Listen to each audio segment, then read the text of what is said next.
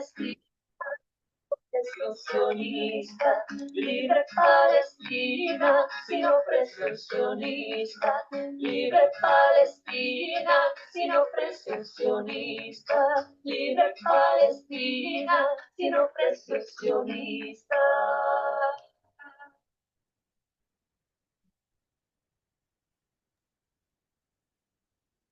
Libre, Muy buen- libre, libre Palestina.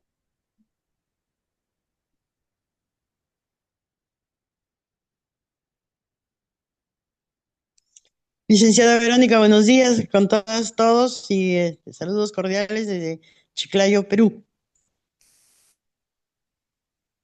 Buenos días.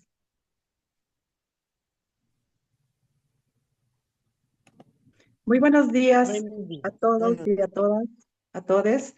A nombre del Comité para la Abolición de las Deudas Ilegítimas, el CADTM AINA, les damos la más cordial bienvenida a su Escuela de Formación Política La Deuda en su módulo 2, Contexto Actual, Capitalismo, Deuda, Medio Ambiente y Armamentismo. En los módulos pasados, hemos escuchado la historia de la deuda desde un punto de vista antropológico como obligación social y cómo se fue oficializando.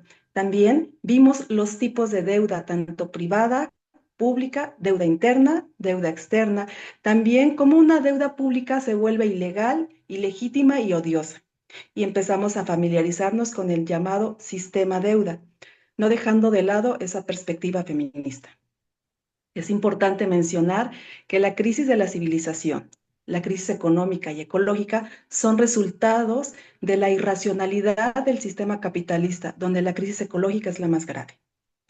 Las condiciones de vida en los países del sur han empeorado, principalmente debido al peso de la deuda externa y al comercio desigual.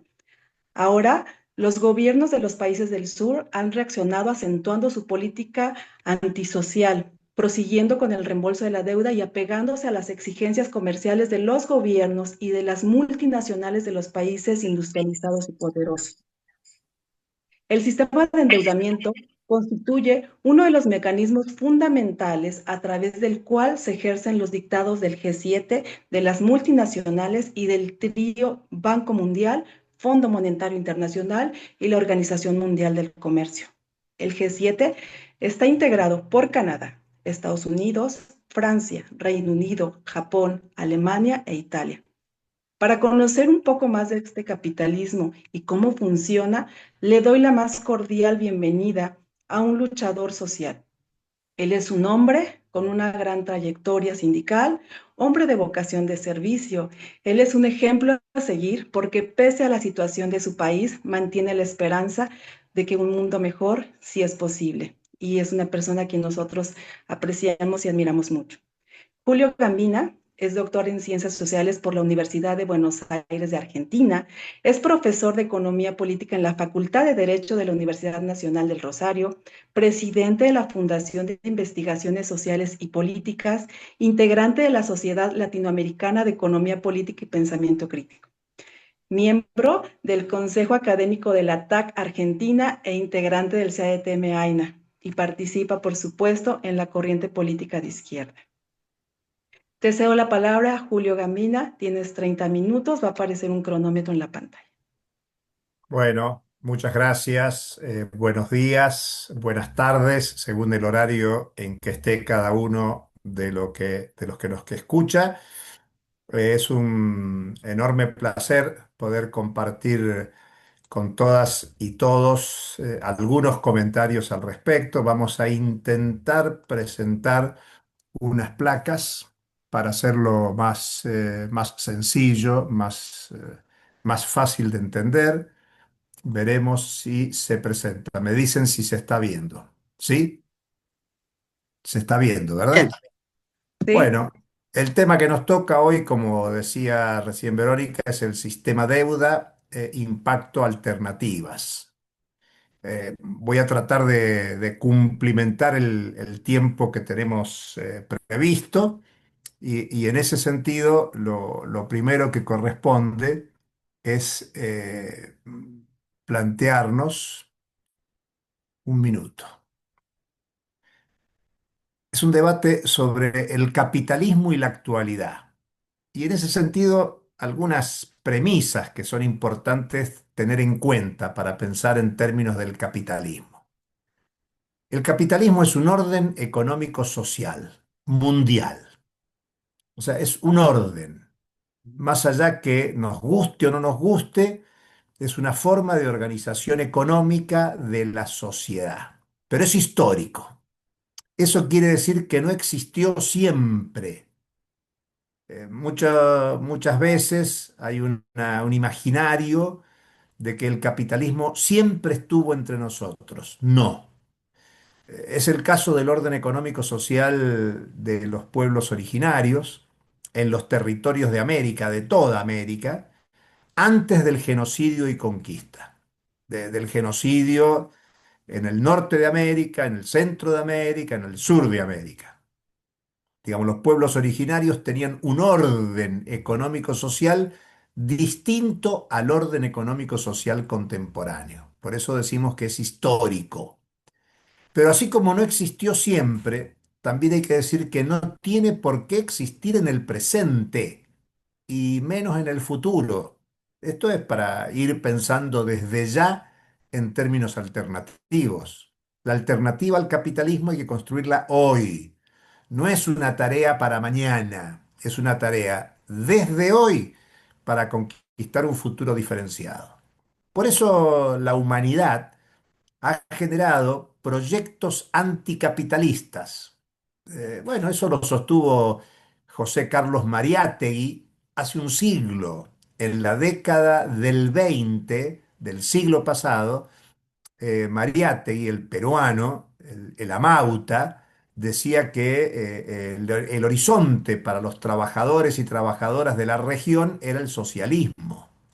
Bueno, Cuba lo hizo realidad desde la revolución, sobre todo luego del ataque de Estados Unidos en Playa Girón.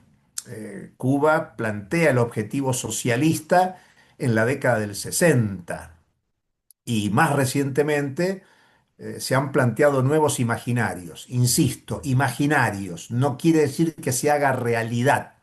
Pero si no hay proyecto anticapitalista, no hay posibilidad de construir una sociedad anticapitalista. Y en este siglo XXI tuvimos la idea del socialismo comunitario, la idea propuesta del socialismo del siglo XXI, pero también tuvimos otras concepciones y visiones que suponen una actualización de los proyectos de los pueblos originarios en el presente, como el imaginario del vivir bien o del buen vivir, entre otras concepciones que se plantearon desde la práctica de lucha de nuestros pueblos. Por eso, la primera idea para el debate es que el capitalismo es un orden que no siempre existió y que puede no existir, y eso depende de la voluntad humana. La voluntad humana es la que ha construido el orden económico-social capitalista como fase histórica del desarrollo de la humanidad. Y está en nosotros pensar en términos anticapitalistas, en términos alternativos. Esa, por lo tanto, es una primera idea. Ahora, este orden, y recién Verónica dijo algo interesante, dijo la irracionalidad. Bueno, no es para contradecirla, Verónica, pero es la racionalidad del capitalismo. La racionalidad del capitalismo no supone vivir bien para el conjunto de la sociedad, buen vivir para el conjunto de la sociedad. La racionalidad capitalista es la explotación. Y surgió bajo el imperio de la violencia. Este es un dato muy importante. Hoy nosotros vemos la violencia en Palestina. Empezamos con una canción que decía Palestina libre. Bueno, Palestina hoy es la expresión de la violencia del orden económico social capitalista. Esa es la historia del genocidio de los pueblos de América. Por eso es un orden que tiene la irracionalidad porque va contra la vida, pero es la racionalidad capitalista, es una racionalidad de la violencia, que se sustentó en expropiaciones de tierras, en esclavización de parte de la población, verdaderas cacerías humanas en África. Piensen cuando a veces se dice la población afrodescendiente en Estados Unidos, la población afrodescendiente en el Caribe, la población afrodescendiente en Brasil. Bueno, en origen fueron cacerías. No solo se cazaban grandes animales en África, sino que se cazaban a los seres humanos, se los desprendía de sus grupos familiares, tribales, de sus formas de vida cotidiana, y se los traía de una manera inhumana, violenta, a ser fuerza de trabajo esclava en otros territorios, con otros climas, en otros ambientes, otros idiomas. Es la violencia para la generación y desarrollo del capitalismo. Hay violencia en el origen del capitalismo, en las expropiaciones y la esclavización, como en la violencia que se ejerce sobre el pueblo de Palestina, o en Haití, en América Latina, o en todos nuestros territorios con la discriminación a los sectores más vulnerables. La violencia es el descubrimiento de América. Ya estábamos descubiertos por las poblaciones que por más de 10.000 años habitaban nuestros territorios, pero bueno, se conoció como el descubrimiento, que luego siguió como conquista y colonización, que es una transformación cultural, una transformación del orden económico social previamente existente, con violencia, con muerte, con genocidio. La deuda pública, históricamente, en el orden económico capitalista, surge para financiar, entre otras cuestiones, las guerras y la política de conquista, dando surgimiento al sistema tributario para cancelar deudas. O sea, cuando nosotros pensamos hoy en deuda o en impuestos, están muy asociados a la violencia, a la guerra, a la conquista. Bueno, piensen que Europa este año acaba de modificar las normas fiscales para que los estados de la Unión Europea se endeuden para producir armamento. Estados Unidos está presionando para no ser el financista de última instancia de la militarización de la economía mundial y empuja a Europa, que venía con una pauta fiscal de no más déficit fiscal más allá del 3%, y la Unión Europea ha decidido flexibilizar la norma fiscal para que los estados ese gasto que orienten a militarizar su economía, su sociedad, su política, no rija esta estricta norma de combate al déficit fiscal. Y además sugiere y orienta disminuir el gasto social de seguridad social, en previsión social, en jubilaciones y pensiones, para orientarlo al armamentismo europeo en este tiempo de guerra, que no es solo Palestina, sino que es Europa y que es el despliegue de fuerza militar más grande que hay en la historia de la humanidad. Este año el presupuesto militar de Estados Unidos es el más grande de toda su historia, lo que muestra de nuevo la violencia, la guerra, las armas. Y claro, ese gasto en armamentos hay que financiarlo. Por eso crece la deuda pública en todo el mundo y más allá de lo que hemos dicho hasta ahora en la escuela, la deuda pública no es tanto un problema de los países del sur del mundo. Los países más endeudados públicamente son los países capitalistas desarrollados. Estados Unidos, Europa, Japón encabezan el endeudamiento público que descargan sobre el conjunto de la sociedad de sus países y de la sociedad mundial, y al mismo tiempo generan un sistema tributario tremendamente regresivo. Bueno, sabemos, conocemos cómo Estados Unidos viene reduciendo la tributación de los sectores enriquecidos en un tiempo que crece la desigualdad social. Por eso, ver la violencia, y la violencia no es solo sobre los cuerpos, sino que la violencia se ejerce con la deuda, se ejerce con el régimen tributario, que son funcionales al desarrollo del orden económico social capitalista. Una tercera cuestión de premisas para entender el capitalismo que a muchos que vivimos en este tiempo histórico hasta nos puede parecer normal, naturalizado, es que el capitalismo organiza crecientemente a la sociedad de modo mercantil monetario. La verdad me interesa que lo marquen, que lo anoten, si tienen un cuaderno a mano. El capitalismo es una sociedad mercantil monetaria. Digamos, todo se transforma en mercancía, crecientemente. Todo apunta a ser mercancía. Muchos derechos conquistados por los pueblos del mundo, como el derecho a la educación, el derecho a la salud, el derecho a la alimentación, se ha transformado crecientemente en mercancía. Hay educación para el que tiene dinero y puede comprarla.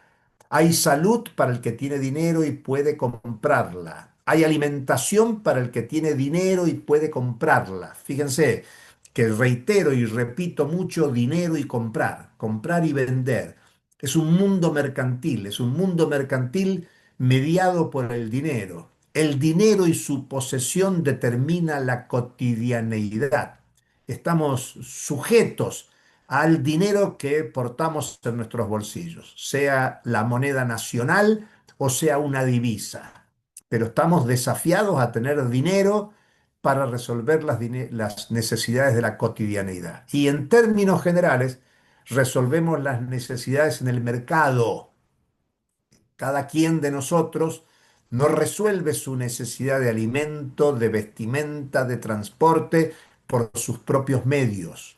Resolvemos las necesidades en el mercado y con dinero. No siempre la sociedad, como hemos dicho antes, no siempre la sociedad fue mercantilizada en base al dinero y no tiene por qué en el presente avanzarse la mercantilización de la vida. Y ahí, si quieren, ya se puede pensar en términos estratégicos una medida alternativa, que es la desmercantilización de la vida cotidiana. ¿Por qué hay que organizar la vida cotidiana en base al comercio y no pensar en desmercantilizar?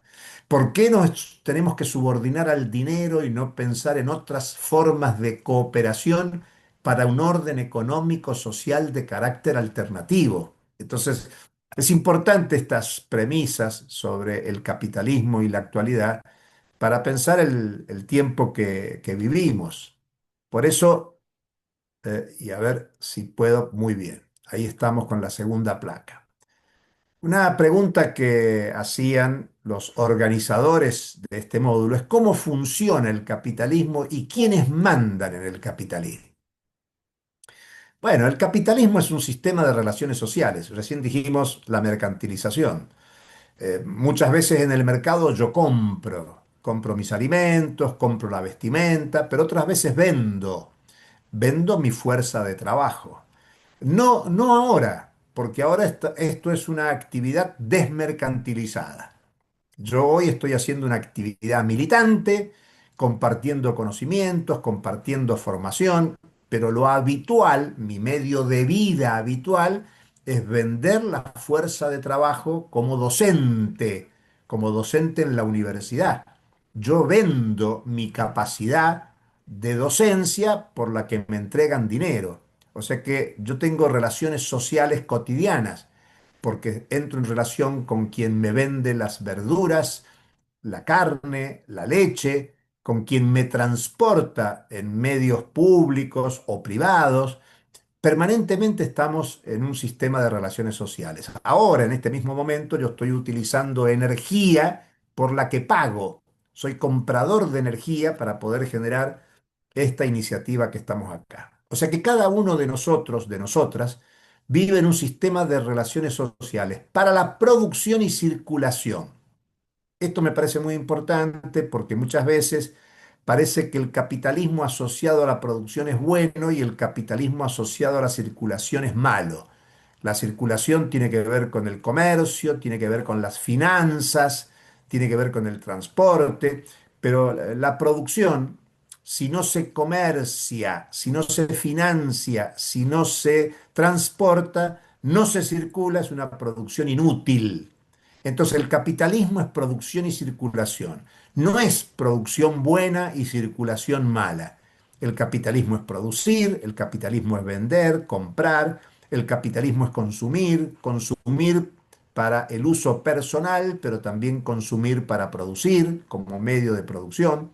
O sea que el capitalismo es un sistema de relaciones sociales para la producción y la circulación, para lo cual construyó históricamente clases sociales. Las clases sociales existentes en el capitalismo son producto de la historia, del histórico desarrollo del capitalismo. Las clases sociales actuales, esencialmente las principales, no existieron siempre, ni tienen por qué existir en el presente y en el futuro. Depende qué orden económico-social definamos en el presente y de cara al futuro. Las clases sociales principales en el capitalismo somos los propietarios de nuestra fuerza de trabajo, que por definición en el capitalismo estamos obligados a vender nuestra capacidad laboral. Los proletarios, proletarias del mundo. La otra clase social determinante en el capitalismo son los propietarios de medios de producción.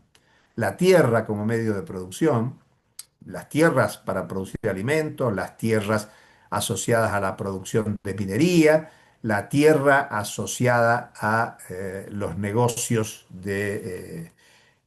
inmobiliarios.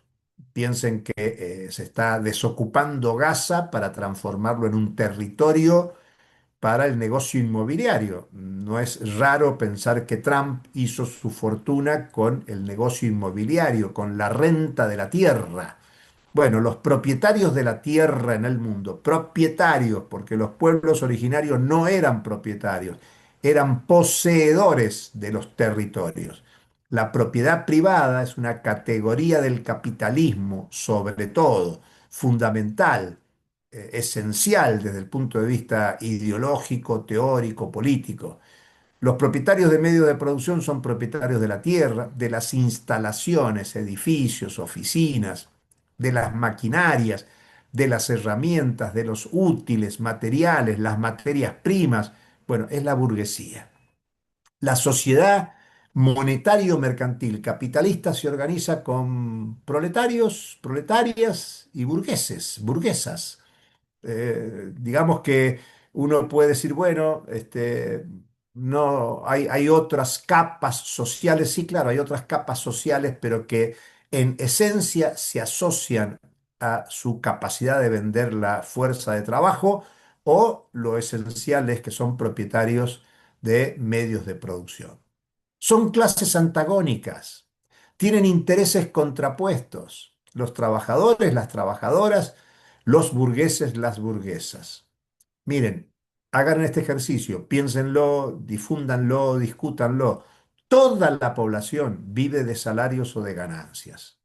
Un hijo, una hija de una trabajadora, un trabajador vive del salario de su mamá o su papá. Una hija, un hijo de un empresario, empresaria, vive de las ganancias de la actividad empresaria de mamá o de papá. El ladrón que roba en la calle, la ladrona que roba en la calle, le roba a una trabajadora, a un trabajador, a un propietario o una propietaria. En definitiva, vive de salario de ganancia. El Estado paga sus cuentas que las recibe de impuestos que paga la población trabajadora o la población burguesa. Puede ser más progresivo o menos progresivo el régimen tributario, pero los gastos estatales devienen de los ingresos derivados de propietarios de fuerza de trabajo o propietarios de medios de producción. Por eso hablamos de que son clases antagónicas. Los propietarios de medios de producción quieren el máximo posible de ganancia y eso va en contra de los ingresos de trabajadoras y trabajadores. Y las trabajadoras y los trabajadores luchamos por el máximo ingreso posible, sean salarios, jubilaciones, subsidios que se expresan en el gasto público social y en esa lucha vamos contra la ganancia. De paso, más allá de lo que estamos diciendo, el aumento de salario no es generador de plusvalía, de inflación, perdón. El aumento de ingreso de trabajadores va en detrimento de la ganancia. No necesariamente tiene que ir a aumento de precios, no necesariamente es inflación. Por eso es importante señalar en esto de cómo funciona el capitalismo. Bueno, esta es una fórmula que he impuesto acá que es relativamente sencilla, es la fórmula del capital, es la fórmula del capitalismo, que empieza con la inversión de dinero. Sin un dinero acumulado previamente no hay posibilidad de desarrollo capitalista. No cualquiera de los que estamos acá en la sala puede iniciar una actividad productiva, sea la producción de petróleo, sea la producción de alimentos, sea la producción de automotores. Hace falta una magnitud de dinero. No cualquiera puede ser un inversor capitalista. ¿En qué invierten los capitalistas su dinero? Bueno, contratan medios de producción. Entre esos medios de producción pueden alquilar un edificio o comprar un edificio, comprar o alquilar maquinarias, comprar materias primas, materiales, pero al mismo tiempo contratan fuerza de trabajo. Por lo tanto, el dinero en origen, la inversión en origen sirve para comprar medios de producción o alquilarlos y comprar la fuerza de trabajo. Puesto en funcionamiento los medios de producción y la fuerza de trabajo, se desarrolla el proceso productivo. Proceso productivo, si ustedes quieren, piensen en una fábrica, piensen en un campo, que genera un nuevo producto o mercancía. Una mercancía que tiene un valor mayor, por eso es una M', un valor mayor al dinero inicialmente invertido. Una X cantidad de dinero, 100, por ejemplo, se invierte 50 en medios de producción, 50 en fuerza de trabajo, se pone a producir y en este proceso de producción se genera un excedente, por lo tanto sale un producto que tiene los 100 originarios más un plus, que vamos a llamar plusvalía, porque esta mercancía con valor incrementado se vende a un dinero con un valor incrementado al de origen. Por eso la fórmula del capital empieza con 100 y termina con 110, 120, 130, según sea la tasa de rentabilidad del capital. Aquí es muy importante teóricamente manifestar que la plusvalía, el plus producto, el excedente, se genera en el proceso productivo. Y gracias a que la fuerza de trabajo es la única mercancía que es capaz de generar mayor valor en el proceso productivo. Por eso la plusvalía. Pero miren qué interesante, la plusvalía se genera en la producción, pero la plusvalía se realiza en la circulación, en el comercio, en la venta. Si no hay venta, si no hay venta, esta producción es inútil. Más de una vez ustedes habrán escuchado hablar que se tira una producción que no pudo venderse. Muchas veces hay ofertas por cambio de temporada, ofertas porque hay productos que no se venden y a lo mejor nunca se terminan vendiendo y terminan siendo desperdicio. Bueno, en el fondo es una producción inútil, una producción no productiva. No termina generando excedente porque al no venderse no genera excedente. Por eso decíamos al principio que el capitalismo es producción y circulación. Tiene que seguir el ciclo completo. Por eso no es correcto aquellos que dicen es bueno el capitalismo productivo y es malo el capitalismo comercial, el capitalismo financiero. No. El capitalismo es producción y circulación. Son las dos cosas al mismo tiempo y se sustentan ambos en la explotación de la fuerza de trabajo, en la explotación de las trabajadoras y de los trabajadores.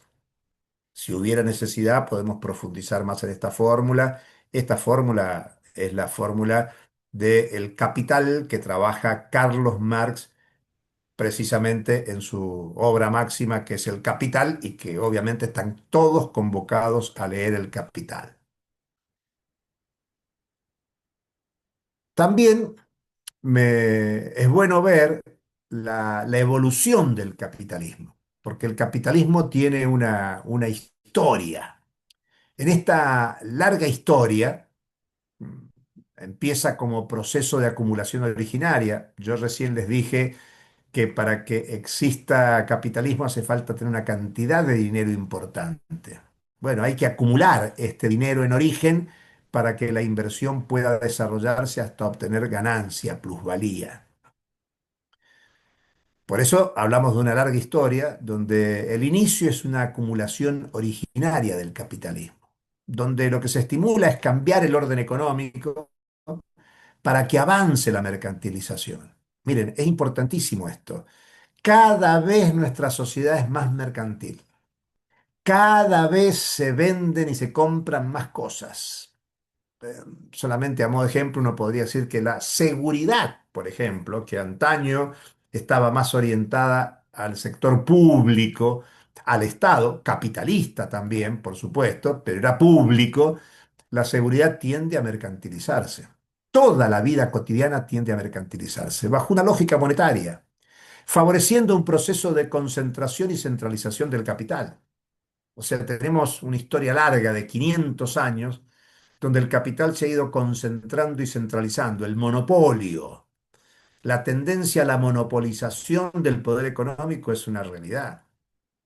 La contradicción, como decíamos antes, se da entre el trabajo y el capital, entre los propietarios de fuerza de trabajo y los propietarios de medios de producción. Pero también hay contradicción entre los propios capitalistas. Es la competencia intercapitalista. Por eso el capitalismo levanta desde el origen la categoría libre cambio o libre comercio o libre competencia. Son temas que ustedes escuchan cotidianamente. Es una categoría económica, un concepto económico, una propuesta económica de los propietarios de medios de producción que está desde los inicios. Los primeros pensadores del capitalismo, seguramente ustedes han escuchado hablar de Adam Smith, que escribió su libro en 1776. Bueno, desde ahí aparece las categorías del libre cambio, del libre comercio, de la libre competencia, que hoy levantan la concepción liberal del orden económico por los últimos 50 años. Y en la actualidad, la pelea de la hegemonía capitalista mundial es por la libertad de comercio, por la libre competencia. Es interesante, y está, lo subrayo en negrita, el proyecto socialista. O si ustedes quieren, pónganlo en plural. Los proyectos socialistas han desafiado al capitalismo desde el origen. Y el proyecto socialista, que emerge, uno puede pensar históricamente con los socialistas utópicos, los primeros cooperativistas, las primeras experiencias de la utopía con Tomás Moro, pónganle muchos nombres, pero eso adquiere un desarrollo muy importante con Carlos Marx, con la fórmula del capital que antes le mostré, que es el primero que descubre en la crítica a la economía política del capitalismo la concepción de excedente. Descubre el excedente económico con la explotación de la fuerza de trabajo. Y con el Manifiesto Comunista, la Asociación Internacional de Trabajadores, el movimiento sindical, la organización de las trabajadoras y los trabajadores, empieza un desafío al capitalismo de época y con el triunfo de la Revolución Rusa en 1917, el capitalismo pasó a la defensiva hasta los años 80 del siglo XX. Los años 80 son, al comienzo del 80, la crisis en Polonia, el fin del socialismo como proyecto en Polonia, en buena parte de Europa, el nuevo papel de la Iglesia en el mundo, de la Iglesia Católica, del Papa Juan Pablo II, para ganar conciencias a nivel mundial. El proyecto socialista adquirió fuerza desde el triunfo de la Revolución Rusa hasta los primeros años 80 y claro, con la caída del muro de Berlín y de la Unión Soviética a fines de los 80, el capitalismo dejó de estar a la defensiva. La defensiva es el estado de bienestar, es el capitalismo reformista, es el capitalismo de las ideas keynesianas, de las conquistas sociales arrancadas por trabajadores y trabajadores. No fue una concesión de los propietarios de medios de producción, del capital, sino fue una conquista arrancada por las trabajadoras y los trabajadores de todo el mundo en una historia donde la concepción de revolución desde el proyecto socialista fue lo definitorio. La respuesta de los 80 y de los 90 fue la ofensiva liberalizadora, algo que vivimos desde hace medio siglo. ¿Por qué medio siglo? Porque en el 73 se da el golpe de Estado en Chile, Pinochet, la dictadura militar, con violencia, con terrorismo de Estado, empiezan a ensayarse las políticas liberalizadoras de lo que hoy se conoce como escuela austríaca, von Hayek, von Mises, o la escuela de Chicago con Milton Friedman. Bueno, eso hace 50 años que esto es hegemónico, pero fue una respuesta a la ofensiva para terminar con la defensiva del estado del bienestar.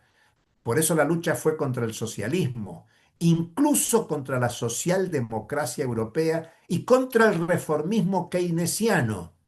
Y fíjense qué interesante, ya lo hicieron bajo la bandera del capitalismo. Esto es muy curioso. Los capitalistas no hablaban en la etapa previa de capitalismo. El capitalismo como categoría en uso del capital hegemónico, de los gobiernos que lideran el capitalismo mundial, es una categoría relativamente nueva.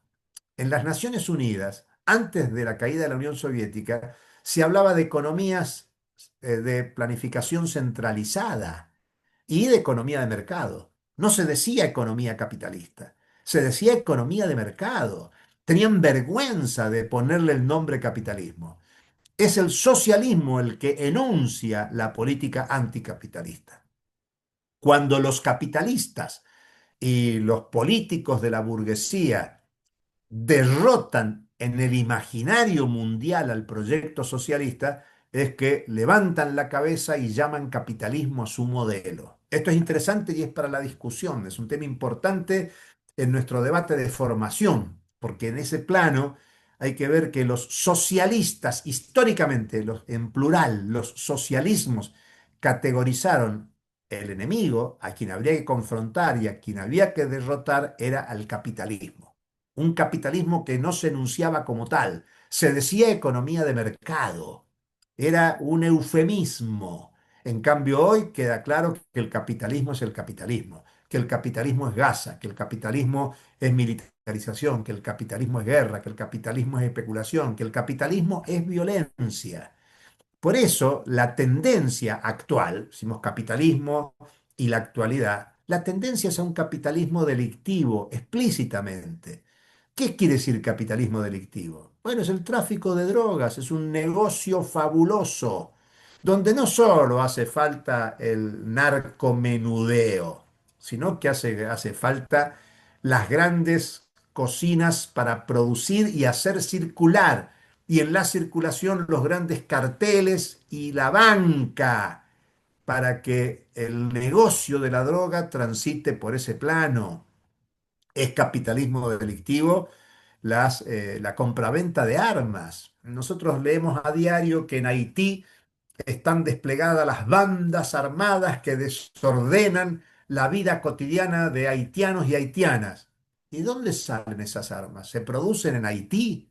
No, esas armas se producen en el país vecino, en Estados Unidos, son traficadas desde Estados Unidos para que haya ese desorden de la vida cotidiana en Haití. Y pongo ejemplo de Haití, pero pónganlo en cualquiera de nuestros países. ¿Cuántos de nuestros países son productores de armas y participan del proceso de producción y circulación de armas? Pero es capitalismo delictivo el tráfico de drogas, el tráfico de armas y la trata de personas. La trata de personas, que es un tema histórico del capitalismo. Recién lo decíamos respecto del tráfico de la población afroamericana, pero bueno, todo el proceso de esclavización de las personas que persiste en la actualidad. Historias de burdeles, de prostitución, de esclavización de personas. Y claro, y junto a eso el capitalismo delictivo es la especulación. La especulación, los mercados financieros globales, la tendencia a los mercados liberalizados, a los paraísos fiscales. Claro, antes se pensaba que el paraíso fiscal eran pequeños territorios en algunas partes del mundo. No, hoy los principales paraísos fiscales están en los estados de Estados Unidos y por lo tanto el país hegemónico del capitalismo mundial es el núcleo de la especulación financiera de los paraísos fiscales y por supuesto el capitalismo delictivo tiene que ver con la militarización. Hay muchos temas para pensar el conflicto en Palestina, pero ese conflicto en Palestina tiene que ver con objetivos del capitalismo global, del capitalismo mundial, de la apropiación de tierra, de la despoblación, de la erradicación de la población, de la reconstrucción posterior para hacer negocios. Cada guerra termina en procesos de reconstrucción como negocios del capitalismo. Más aún, esta tendencia al capitalismo delictivo tiende a ser dominado por el capital ficticio. Capital ficticio es una categoría que desarrolló Carlos Marx en el tomo 3 del Capital. Yo la digo muy sencillamente, capital ficticio es aquel que se invierte para obtener excedentes ya, pero que se van a producir en el futuro. Es decir, yo hoy invierto en títulos, en bonos, o invierto a valores de dólar futuro, de petróleo futuro, de oro futuro, que es un petróleo o un oro que hoy no está producido, pero que yo invierto en función de ese oro o petróleo o soja o lo que sea que se va a producir dentro de 6 meses, dentro de un año, cuando sea. Y me anticipo en la actualidad ese excedente y genero una bola de capital especulativo en el plano mundial. No es lo mismo decir capital financiero que capital ficticio.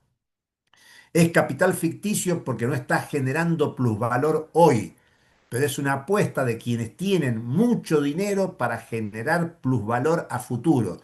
Claro, y ese plusvalor a futuro se lo apropian hoy. Si luego hay una crisis y explota ese capital ficticio, las consecuencias se descargan sobre los pueblos, no de aquellos que se apropiaron del excedente hoy. Por eso es muy importante. Y este capitalismo contemporáneo avanza hoy, el proyecto capitalista avanza en reformas estructurales, reaccionarias, porque tienen que seguir desarmando el estado de bienestar, tienen que seguir desarmando las conquistas sociales. Y hoy se expresa, todos los capitalistas de todo el mundo vienen bregando en los organismos internacionales, en las campañas electorales por reformas laborales, reformas previsionales, reformas tributarias. Y créanme, o discutan, nadie piensa hoy desde el poder en una reforma laboral para beneficio de las trabajadoras y los trabajadores. No se piensa en reforma previsional para mejorar la vida de jubiladas, jubilados, pensionadas, pensionados, y nadie piensa en reforma tributaria para mejorar las condiciones de vida de la población. Ahí le veo una carita con lágrima a Vero, y sí, da para llorar, pero es para luchar, es para que nos animemos a pelear mucho más. Y bueno, esta realidad eh, me lleva a plantear las alternativas. Y díganme cómo vamos en el tiempo, ¿no? La lucha por el socialismo, como ya mostrábamos, Estás pasado 9 minutos. bueno, tiene historia de creación humana. Y el punto máximo son las revoluciones. Por eso lo alternativo es la revolución por el socialismo. Bueno, hoy múltiples luchas y formas organizativas contemporáneas recrean la perspectiva de la revolución.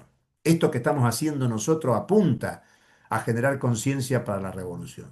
Hay nuevas formas de organización sindical, de cotidianidad organizativa de las trabajadoras y los trabajadores, los feminismos populares, dicho en plural, y la lucha de defensa del ambiente contra la explotación y el saqueo natural de las transnacionales, organizaciones populares que experimentan y se organizan en defensa de la vivienda y el hábitat popular, y por variados derechos a la alimentación, la salud, la educación, la energía, que intentan articulaciones variadas para las disputas de gobiernos y de poder por una sociedad anticapitalista.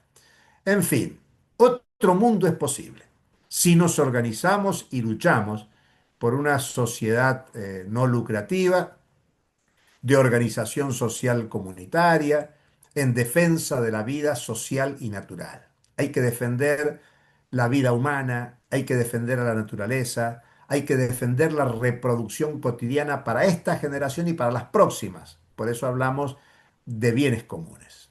En síntesis, hay que pensar el capitalismo para criticarlo y al mismo tiempo construir desde ya condiciones para la lucha anticapitalista por otro mundo que solo será posible si nos organizamos y luchamos por él, y esta actividad es parte de esa iniciativa. Hasta ahí.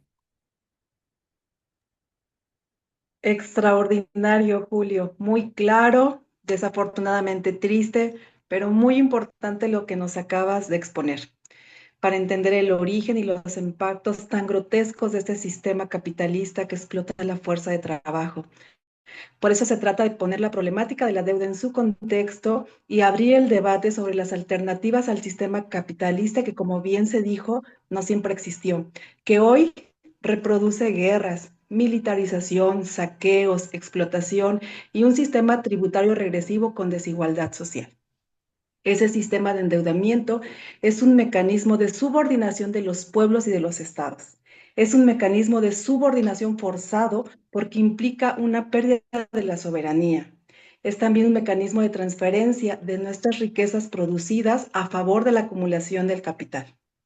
Por eso abolir la deuda es una lucha política y jurídica, fundamentalmente para proteger los derechos sociales, como ya bien dijo, económicos y ambientales. Me quedo con esto que dijiste, Julio. El capitalismo es una sociedad mercantil monetaria, comprar y vender. Es momento de darle la palabra a nuestra segunda ponente, una mujer muy querida y fundamental para el CADTM. Además de ser una luchadora incansable, es un pilar de esta escuela de formación, tiene una humanidad y un corazón inmensurables. Ella es María Elena Saludas, licenciada en Estadística, docente jubilada, integrante de ATAC Argentina, del CADTM AINA, por supuesto, y también participa de la corriente política de izquierda en Argentina. Te cedo la palabra, María Elena. Gracias, Verónica, me hiciste emocionar y me pareció extraordinaria la presentación de Julio. Trataré de articular con el PowerPoint que voy a presentar ahora.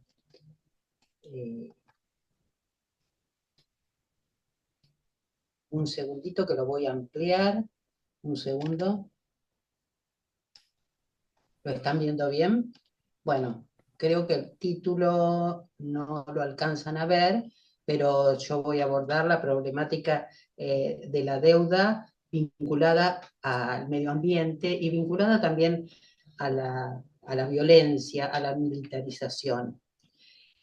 Nosotros lo que fundamentalmente denunciamos es que la deuda como mecanismo de dominación en el marco de este sistema en el que estamos inmersos, del sistema capitalista.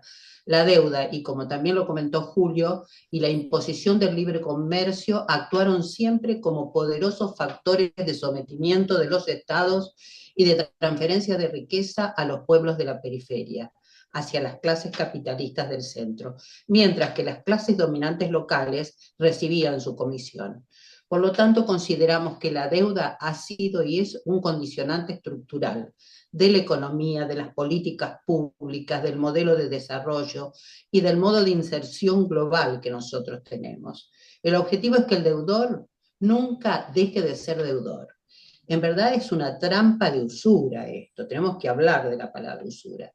Y eso fue así históricamente en Argentina y en todos los países del sur global. Estamos en una situación gravísima en Argentina, pero voy a tocar muy poco porque quiero que esto sea, digamos, válido para cualquier país de América Latina y el Caribe a los que nos dirigimos. El sistema de la deuda ha beneficiado fundamentalmente, estamos hablando de sistema como engranaje, ¿no?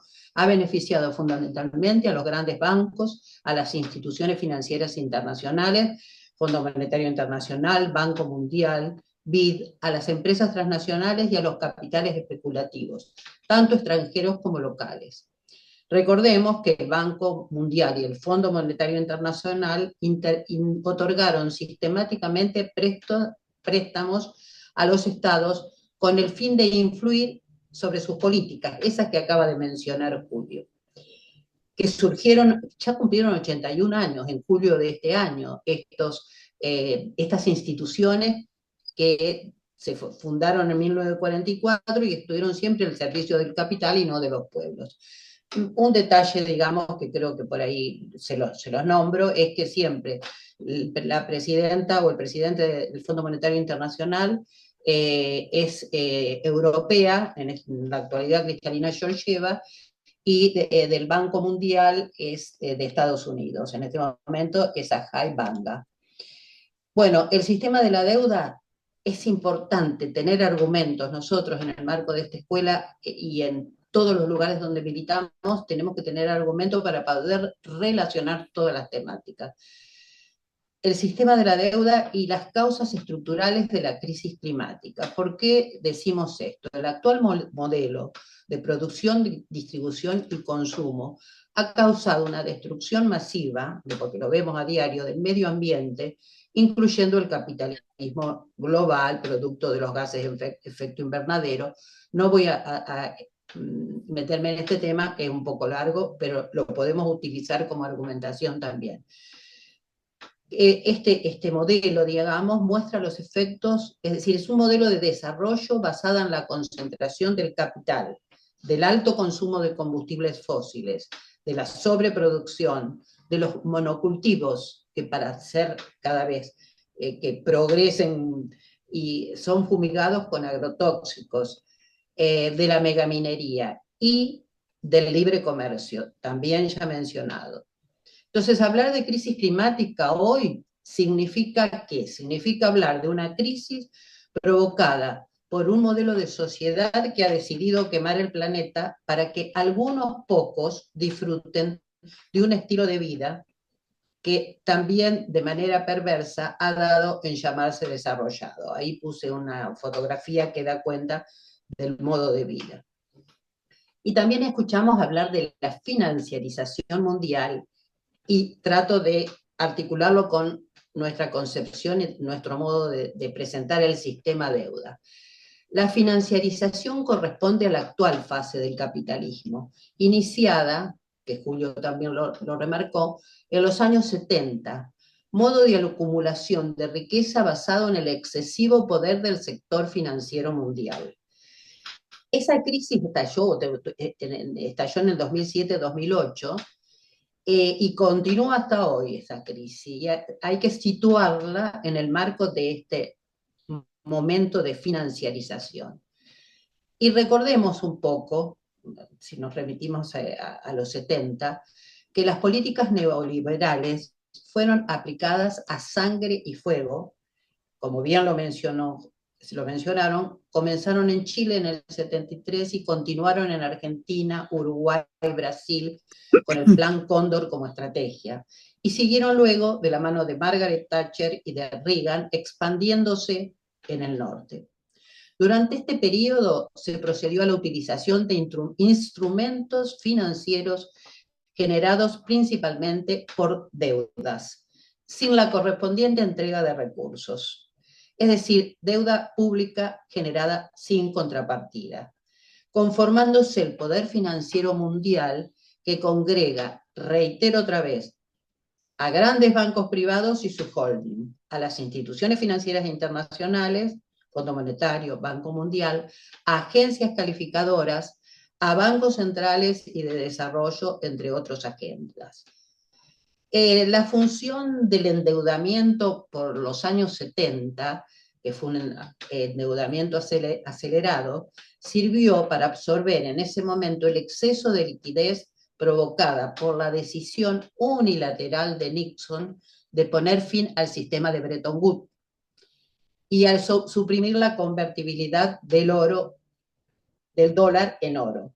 Significó la creación de tipos de cambios flotantes que liberalizaron los mercados de cambio. en esos tiempos también había un exceso de oferta de créditos por la banca privada internacional.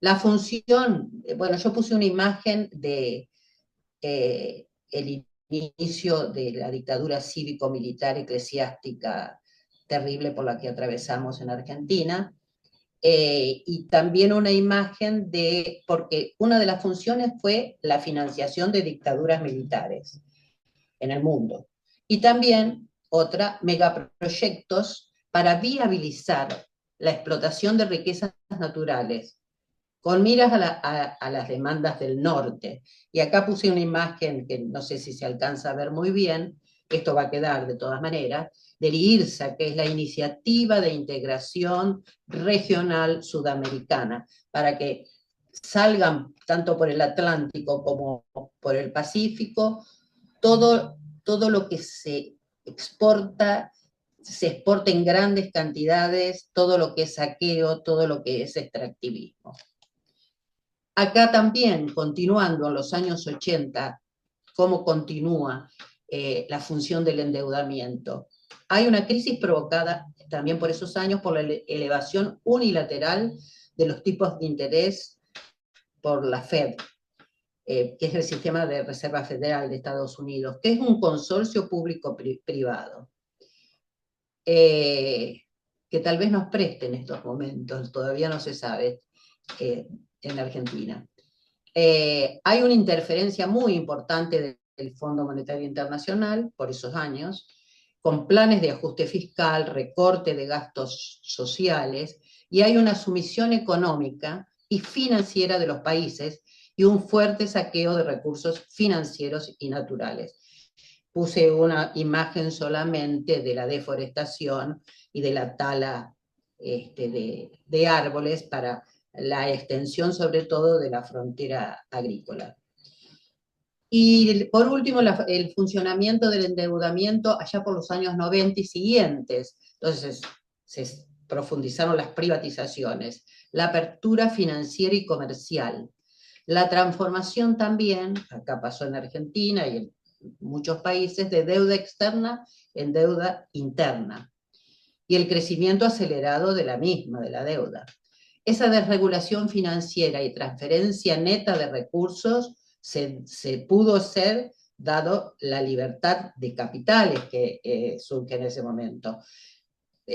ATAC, nosotros integramos ATAC, surge en ese momento porque hay un economista que propone, James Tobin, la aplicación de una tasa a los capitales especulativos. Ojo que era antes de esto. Eso ya por el 70 avisora, a pesar de ser un economista liberal, las crisis que se iban a presentar a partir de esta liberalización y la libre circulación de capitales, pero no de personas. ATAC toma esa propuesta, pero dice sí, aplicar tasas a los capitales especulativos, pero de ayuda al ciudadano, por eso viene la sigla, ¿no? Bueno, es la época de los 90, a partir de los 90, de los rescates bancarios, y si pensamos en la crisis 2007-2008, ¿cómo se rescató a los grandes bancos? Porque a los grandes bancos no se los puede dejar caer, hay que rescatarlos, aunque ese rescate lo termine pagando el pueblo. Hay una dominación financiera. Entonces aparecen se crean productos financieros. Capital ficticio, ¿verdad, Julio? Acciones, mercado de futuros, productos derivados, swap, especulación, burbujas financieras. La crisis, recuerden que se produjo por la burbuja financiera, sobre todo inmobiliaria. Estábamos ahí en pleno neoliberalismo. También denunciamos en esta relación deuda y medio ambiente que por décadas el norte global, como dice el título, ha acumulado deuda ambiental con los pueblos del sur. Y ahí hablamos de deuda ecológica, que ha llegado a un nivel extremo, lo vemos a diario, en cualquier lugar de los países que estamos hoy acá reunidos. Y bueno, el aumento de las temperaturas, el nivel de los océanos está subiendo progresivamente, y el número de personas afectadas, tanto en el sur como en el norte, es cada vez de mayor amplitud. Todos los datos señalan, nosotros nos damos cuenta, ¿no?, que seguirán agravándose porque estamos frente a un modelo de producción, distribución y consumo capitalista y que no hay voluntad de modificar. Algunas instituciones a nivel internacional y la mayoría de los gobiernos de nuestros países están consustanciados con este modelo. Consustanciados porque necesitan divisas en su mayoría para esa deuda que venimos arrastrando, deudas inmensas, imposibles de pagar. Bueno, e incluso en este momento tenemos gobiernos negacionistas de la crisis climática, de los efectos de la magnitud, digamos, de catástrofes que se producen.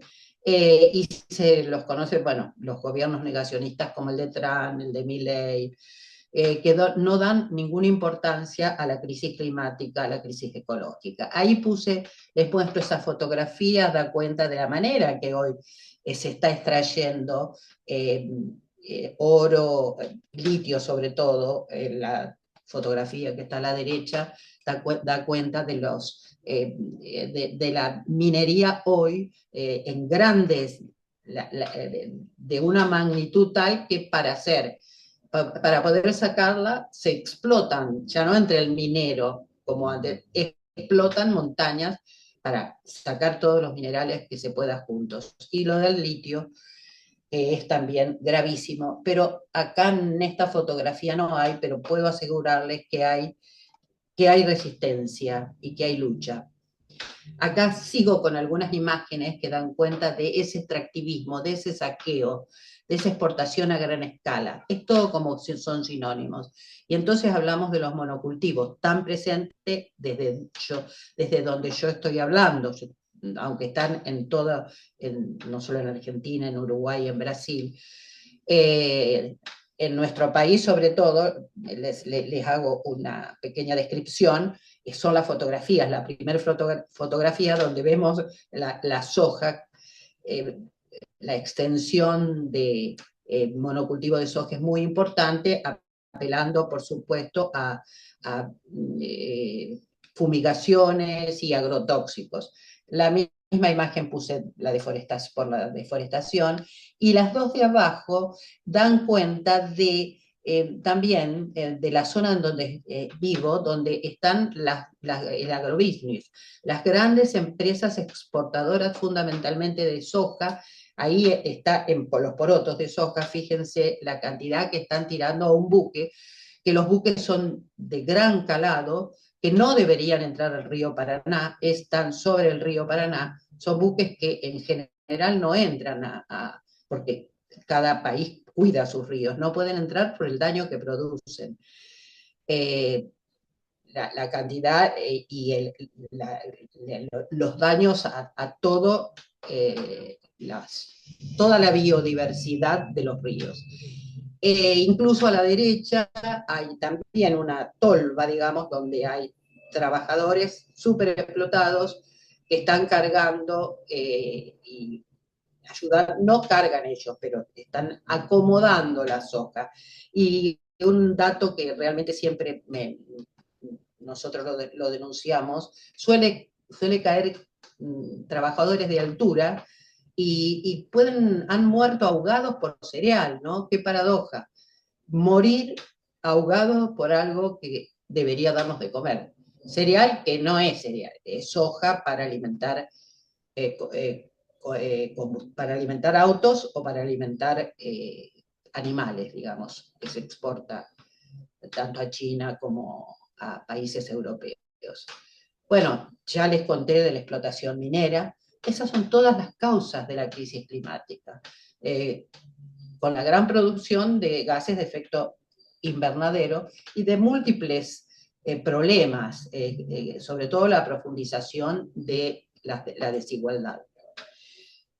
Entonces reitero, de que estamos frente a una crisis económica, financiera, alimentaria, energética, climática, en fin, civilizatoria. Da cuenta de esa crisis civilizatoria lo que está ocurriendo, por supuesto, en Gaza, en Palestina, que ese genocidio atroz, que todos los días tenemos que hablar de ello y salir a la calle y denunciar. Todas estas crisis son partes de la misma crisis, de la que no salimos, les comenté al inicio, desde el 2007-2008. Y esta situación está lejos de terminar. Enfrentar esta crisis es un desafío para el campo popular, nacional, regional e internacional. Representa una oportunidad para tomar conciencia, para repensar sobre la necesidad de modificar radicalmente la sociedad. ¿En qué? En su forma de vida, en su modo de propiedad, en su modo de producción, en su relación con la naturaleza. Solo la autoorganización y la acción popular permitirán los cambios necesarios. Una idea que nosotros estamos trabajando ahora, después van a recibir más información, es la necesidad de transitar hacia el ecosocialismo. Ahora vamos a tener el segundo encuentro ecosocialista de América Latina y el Caribe, porque en Europa se han hecho varios, para noviembre en Belén do Pará, en la zona de la Amazonía.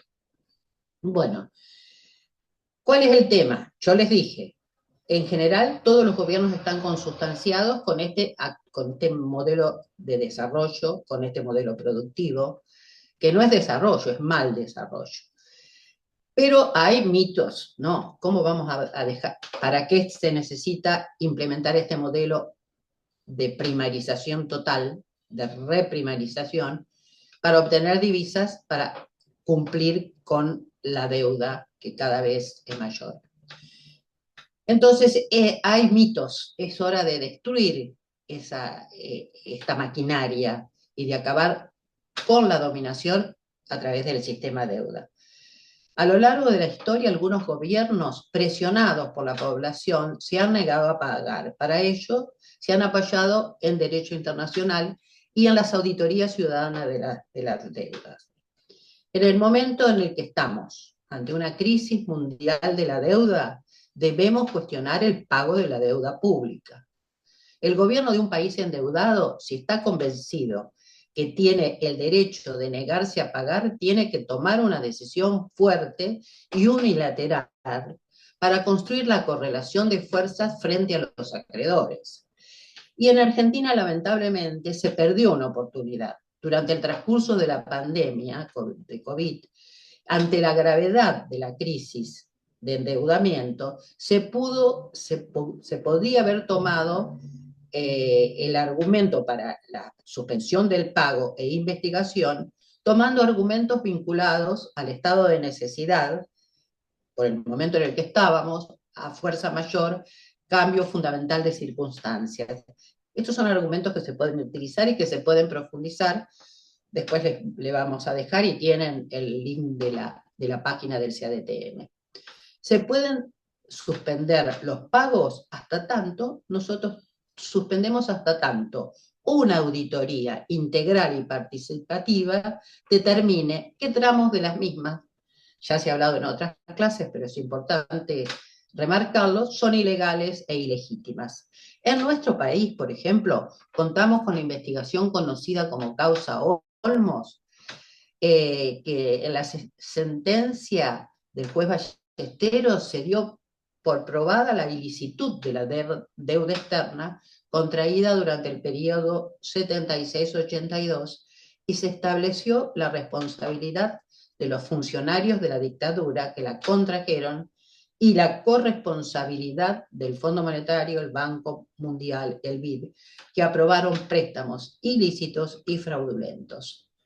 Entonces, hay que suspender también la consigna de la autoconvocatoria por la suspensión de pago e investigación de la deuda, un espacio conformado en Argentina por múltiples organizaciones, y realizar una auditoría ciudadana.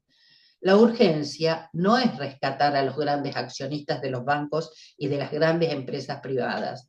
La urgencia es dar una respuesta a las necesidades de financiación del sector de la salud, a las necesidades de protección a todas las personas que ahora no tienen vivienda ni acceso al agua potable, a la electricidad, a la alimentación, o a unos ingresos que le permitan procurarse estos bienes. También es necesaria una moratoria para las deudas privadas del sector popular, porque es muy importante, ahí entran en algunos países, no tanto en el nuestro, el tema del microcrédito y el tema de las tarjetas. Es necesario. Hoy en Argentina la gente, el pueblo está recurriendo a comprar comida con tarjetas y se van acumulando y cada vez sus deudas son mayores. Los estudiantes en Chile tienen que pagar también y contraen deudas al comenzar a estudiar. Y además se tendría que poner en marcha un impuesto de crisis sobre las grandes empresas y sobre el 10% de los ingresos del decil más rico. La suspensión inmediata del pago de las deudas públicas debe ir unida, como ya les comenté, a una auditoría con participación ciudadana, con el fin de identificar la parte ilegítima, ilegal, odiosa y anularla.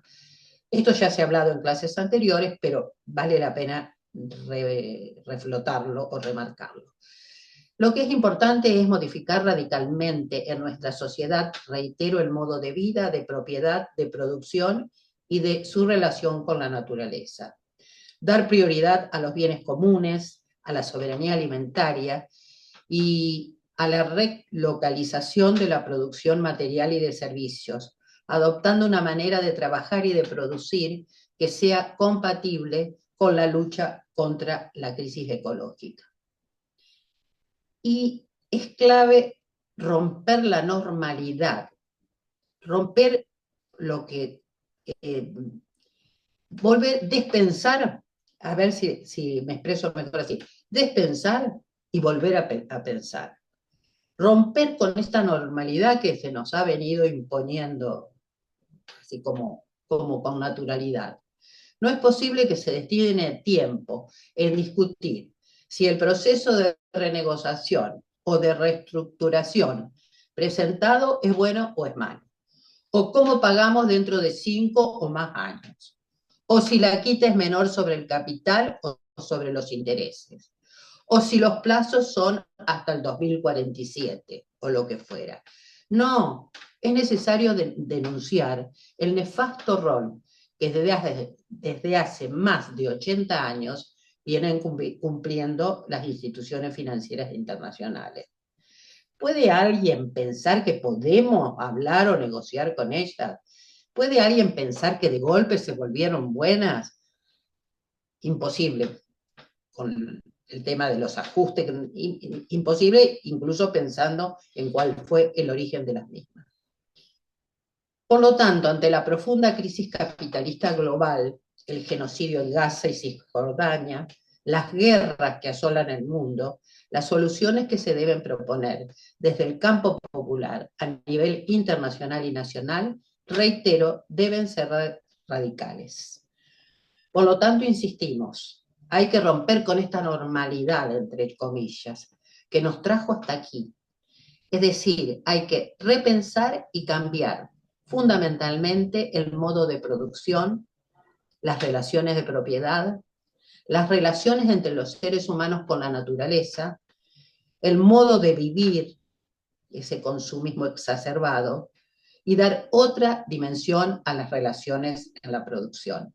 Yo iría terminando por acá, pero este PowerPoint que va a quedar, yo les dejo recomendado algunos videos que pueden ayudar mucho porque tienen argumentación y completan lo que he hablado.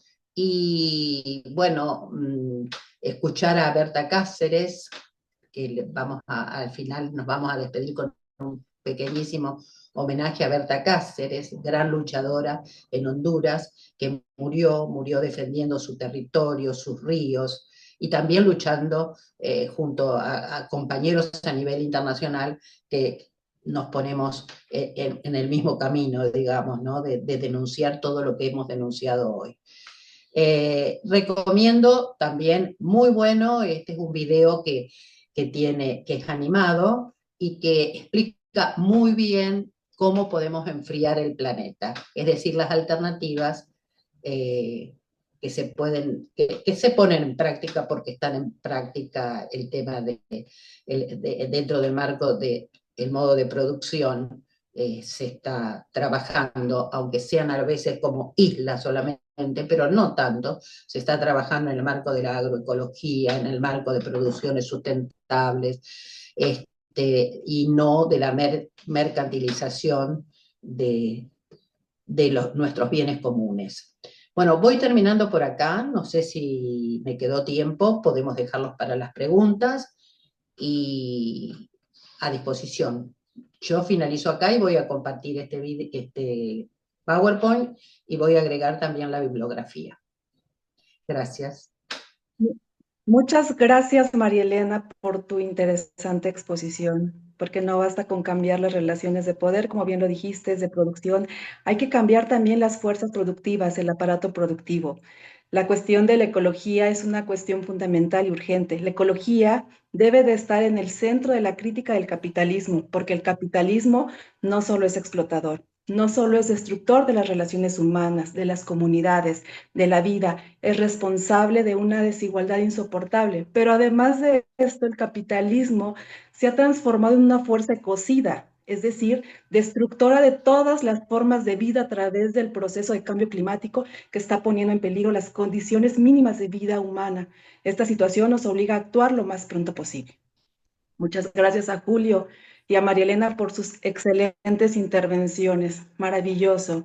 Es momento de pasar a nuestra ronda de preguntas. Por ahí pusieron una en el chat que ya la contestó Julio Gambina. Y si alguien tiene alguna pregunta, la puede escribir en el chat o puede levantar su mano para que el equipo técnico pueda abrirles el micrófono. Adelante.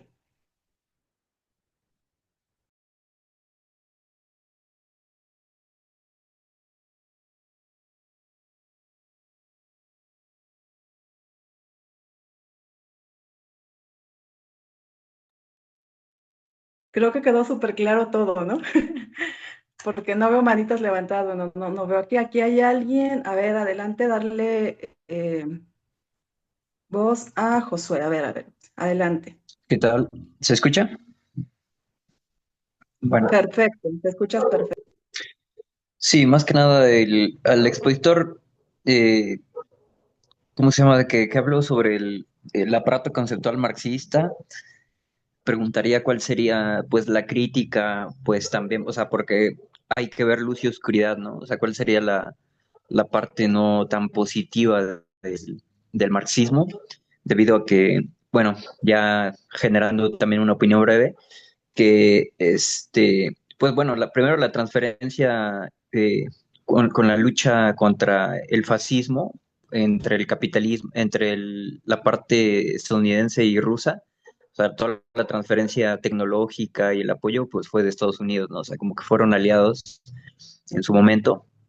Y posteriormente la tesis de Marx habla de, posteriormente cuando triunfe la dictadura del proletariado, pues todo va a ser miel sobre hojuelas, van a desaparecer clases sociales y eso, pero pues se ha visto que pues se crea una casta militar que también utiliza ahí la centralización del poder, como el caso de Stalin que gobernó pues 40 años creando gulags que vienen siendo como el equivalente a campos de concentración y que prácticamente la propiedad privada pues está, o sea, hay como un dogma, ¿no? El capitalismo es la hiper individualización de las cosas, de sálvese quien pueda, y el dogma del comunismo sería pues la hipercolectivización, donde pues no tienes derecho a propiedad privada porque el Estado te lo asigna.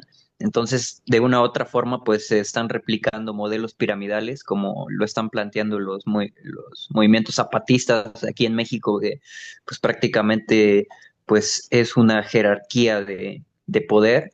Y más allá de eso, pues el tema de sea capitalismo, sea comunismo, pues las debilidades y la corrupción del hombre que abusa de su posición para generar ventaja, pues es inminente, ¿no? Y entonces pues es esta otra parte también de, no sé, las experiencias marxistas de Mao Zedong, ¿no? De que hubo hambrunas, porque mató a un montón de gorriones, porque pues, supuestamente se comía la cosecha, ¿no? O sea, como que ha habido experiencias medio extrañas y que a fin de cuentas, pues los bancos financian a todos los bandos y el bando que quede, pues va a ser ¿cómo se llama? Que le va a rendir cuentas, ¿no? Entonces, al llevar ese análisis, una dimensión financiera, está el libro de Anthony Sutton sobre los bolcheviques y Wall Street. También valdría la pena también analizar las contrapartes y no solamente quedarse con un ámbito y construir quizá, o sea, tomar quizá esos elementos de lectura, ok, pero también entendiendo bajo la experiencia histórica los errores que se han cometido y en el caso, pues, de nuestra América Latina, que pues prácticamente simplemente pasamos del Imperio Español de los virreinatos que fueron pues destruidos y los libertadores masones fueron apoyados por la corona inglesa y después de, ¿cómo se llama?, destazar y balcanizar los territorios, pues se generaron republiquetas endeudadas, débiles, que generalmente ahorita siguen siendo una plataforma de extracción de materias primas y desafortunadamente pues el imperio anglosajón, Estados Unidos, pues sigue ejerciendo ese control coercitivo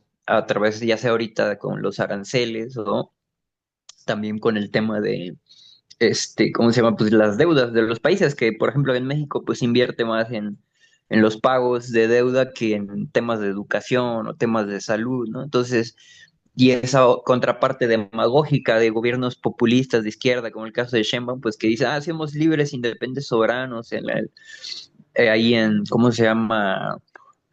En el Zócalo, pero pues, a la hora de las cuentas, de las cifras, de ver quién es el mayor accionista de la Bolsa Mexicana de Valores, pues nos damos cuenta que esa soberanía pues es de papel, es de discurso y realmente no corresponde a una autonomía, ¿no? Entonces, en ese sentido, pues habría que pues preguntarnos pues cuántos países de América Latina están libres de deuda, ¿no? Porque si no tenemos margen de maniobra, pues prácticamente pues los nacionalismos ya simplemente ya no existen, ¿no?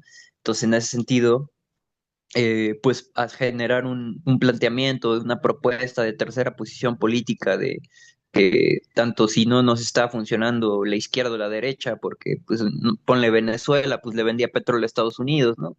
Aunque tenía su discurso antiimperialista, ¿no?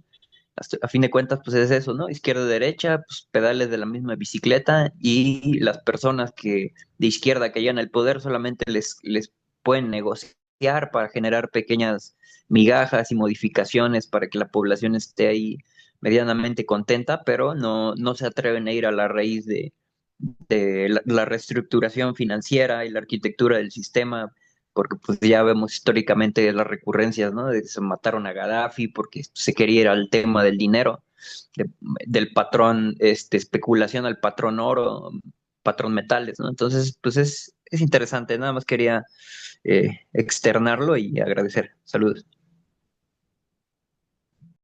Muchas gracias, Josué.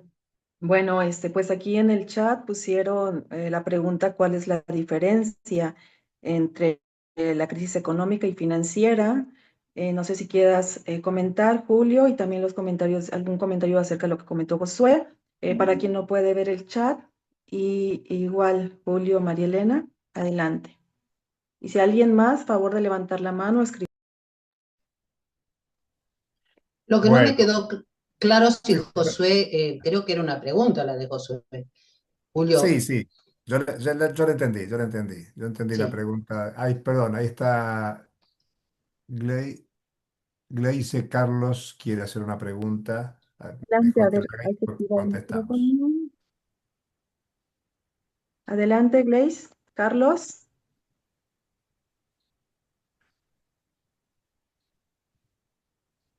Tenés la manito levantada, Gleice. Adelante, ya se te activó el micrófono, Carlos. ¿Que esperemos o que no puedes Sí. prender el micrófono, Gleice? Si no puedes, por ahí escribe la pregunta. Ah, sí, ahora Ya, sí. ya, adelante, Carlos. Bueno, muy buenas tardes. Yo soy de Brasil. Soy militante de Auditoría Ciudadana de Dívida y un gusto. No estuve en las clases anteriores porque no sabía. Ahora que puedo eh, entrar, tuve otros compromisos también. Bueno, yo tengo algunas preguntas. La primera, más simple, quizá, es que en Argentina, ¿cuántos por ciento del presupuesto nacional gasto con el pago de la deuda por año? ¿Ustedes tienen este dato? Y también necesito, si posible, de indicaciones de lectura sobre esta expresión, este concepto, sistema deuda, que incluye esta palabra sistema de autores latinoamericanos para trabajar esto en términos teóricos, ¿sí? Y también una, una cosa que yo me gustaría compartir con ustedes es que en Brasil hace unos 20 años así, el tema de la auditoría de la deuda era una pauta muy presente en todo el campo progresista, la izquierda, sí.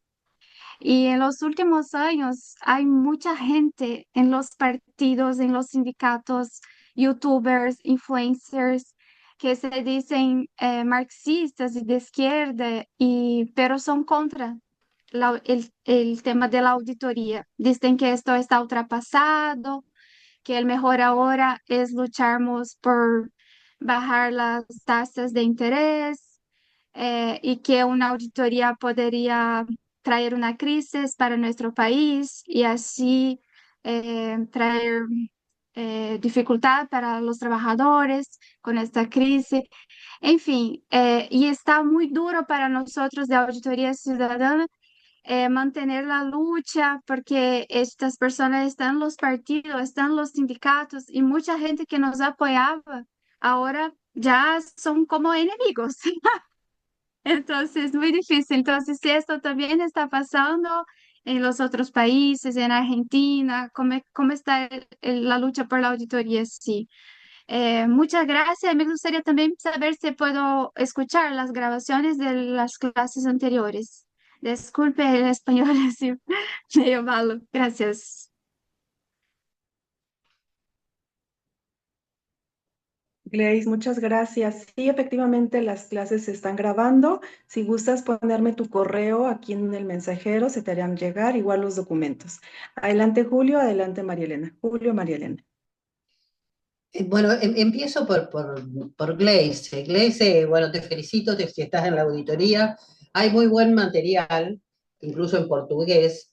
Eh, Obviamente María Lucia Fattorelli es autora y ha trabajado mucho el tema del sistema de la deuda.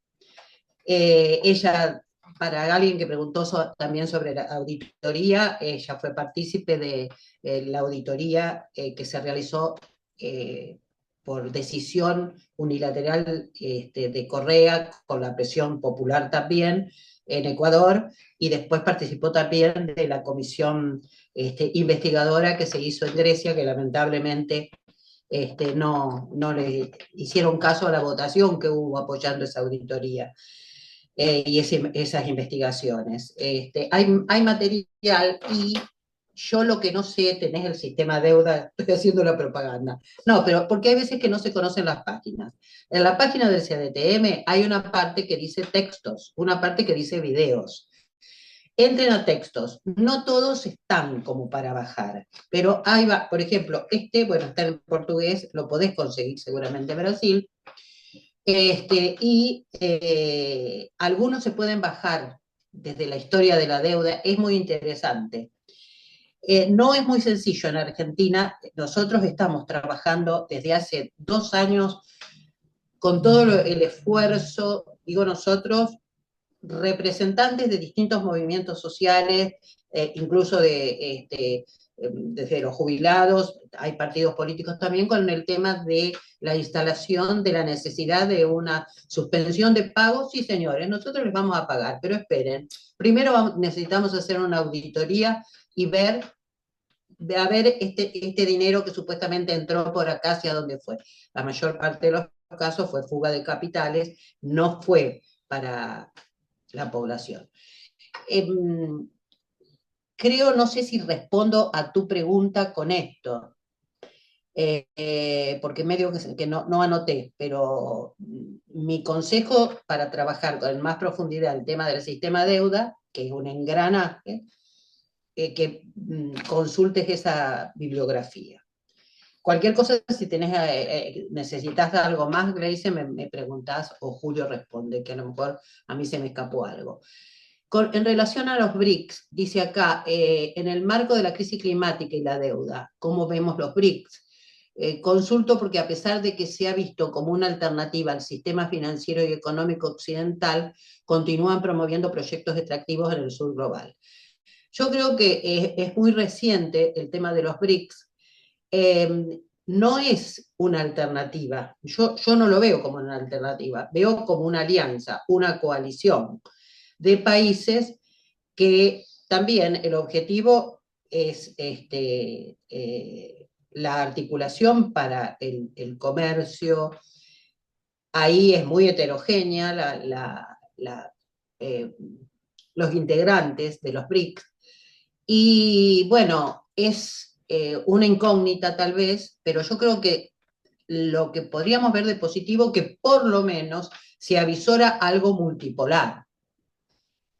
Porque si no, ¿qué tenemos? Una unilateralidad total, un país hegemónico, un imperialismo de Estados Unidos que recorre el mundo entero con la cuarta flota en la zona sur. Nosotros ha llegado incluso, están una base ya en las Malvinas, ni hablar en Europa, la cantidad de bases que tiene la OTAN. ¿Quién es el dueño de la OTAN? ¿Quién es el que determinó que los países europeos tienen que hacer buena letra y para el 2035 destinar el 5% del producto bruto interno del PBI para armarse, para armamentismo? Es decir, por lo menos yo lo veo desde ese lugar. Como lamentablemente lo ideal sería una integración regional, porque la verdad que nuestros países tienen fronteras que son fronteras que se formaron también, tendría que ser un solo, la patria grande, digamos, ¿no? Y nosotros tuvimos buenos proyectos, tuvimos muy buenos proyectos, cuando digo de nosotros, movimientos sociales, y a principios de este siglo, ¿no? Y gobiernos progresistas, y proyectos como el ALBA, que salió en contraposición al ALCA, y proyectos como el Banco del Sur, como el Sucre, el Sistema Único de crédito, digamos, de intercambio. El Banco del Sur era clave. Y bueno, lamentablemente se desinfló bastante. Han quedado los movimientos sociales hacia el ALBA y toda nuestra voluntad para retomar eso. Porque nosotros tenemos que tener una integración regional con solidaridad, con cooperación, con otro tipo. No la que imponen desde las instituciones financieras internacionales y desde Estados Unidos fundamentalmente, ¿no? Es decir que yo creo que hay que esperar lo mismo con respecto a, dice consulto porque a pesar veo una del sistema financiero y continúan promoviendo proyectos extractivistas. Y la verdad que sí, que hay inversiones de China, por ejemplo, pero no. Yo creo que nosotros tenemos que luchar también, porque para mí hay que verlo como un proceso transicional, el salir del extractivismo. Lo primero que habría que hacer, me parece, no sé qué opina el resto, es nacionalizar los proyectos como hizo en su momento Evo con respecto al petróleo. Y después, bueno, tratar de ir diversificando la producción, no dedicarse a una sola, sino e intercambiar entre nosotros. Pero yo lo veo un poco por ahí.